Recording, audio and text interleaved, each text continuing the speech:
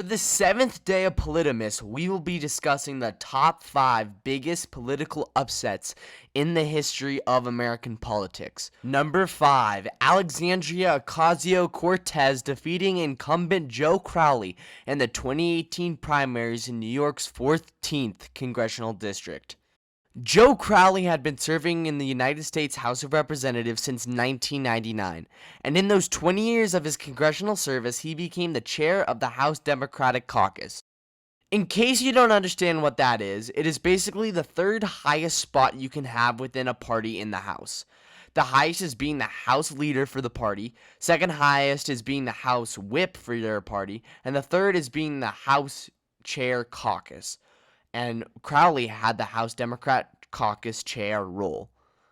He was seen as the easy winner because of how insanely popular he was with the Democrat Party in the House.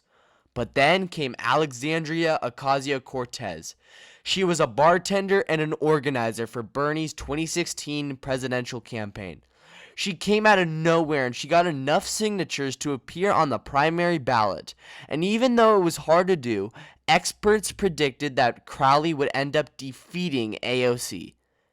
They were wrong.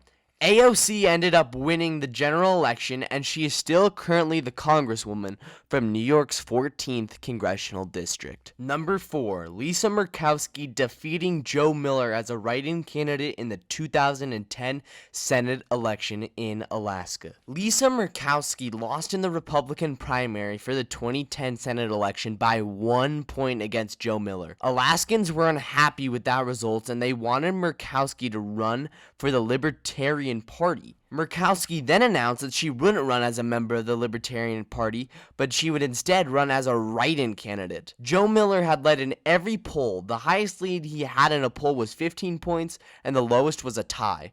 Miller was still seen as a favorite to win because it would be hard for Murkowski to win as a write-in candidate. Murkowski, however, raised $3.4 million, while Miller only raised $1.9 million. Then election day came, and Murkowski defeated Joe Miller. She got 39.9% of the vote as a write-in candidate, beating Joe Miller by 4.4 points. It was a victory that frankly most people didn't see coming. Lisa Murkowski is still a senator for Alaska, and she is running for re-election in 2022. Number 3, Scott Brown defeating Martha Coakley in the 2010 special Senate election in Massachussetts. When you think of Massachusetts, you typically think of it as a safe blue state, right?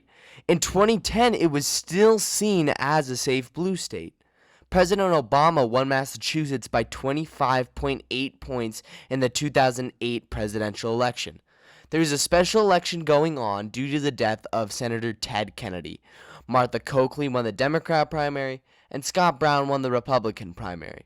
This election wasn't seen as important by Coakley. She didn't make that many appearances on the campaign trail, and neither did most Democrat politicians, including President Barack Obama. Until the very end, of course. They didn't see it as important enough to campaign since it was seen as a safe blue state.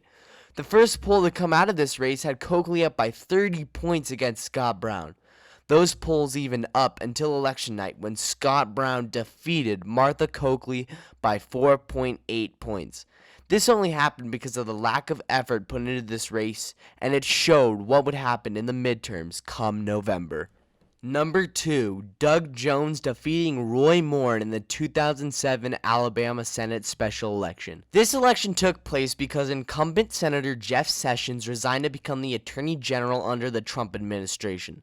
There were 3 candidates competing for the Republican primary: Luther Strange, Mo Brooks, and Roy Moore. Luther Strange was appointed the replacement for Jeff Sessions by Governor Robert Bentley.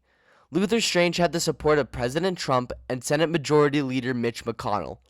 Roy Moore, on the other hand, barely got any support. Moore and Strange went into a runoff after Moore got 38.9% of the vote and Strange got 32.8% of the vote in the first round. Then, Moore defeated Strange in the second round with 54.6% of the vote. Moore was seen as a clear favorite to win this election over Democrat Doug Jones, until Moore was accused of sexual misconduct. This caused the election to get a lot tighter, and Doug Jones eventually defeated Roy Moore by 1.6 points. It was the first time that Alabama had a Democrat senator since Howell Heflin in 1997. And coming in at number 1, Donald Trump defeating Hillary Clinton in the 2016 presidential election. This might come as a shock for this election being number 1, but there are a few reasons for this. Donald Trump wasn't liked in America. He hadn't held public office before. He didn't have a good image when it came to him making fun of John McCain and his sexual assault allegations and misconduct allegations. He was always behind in the polls, and it looked like that Hillary Clinton was going to win in a landslide. Even with that advantage, Clinton did not win.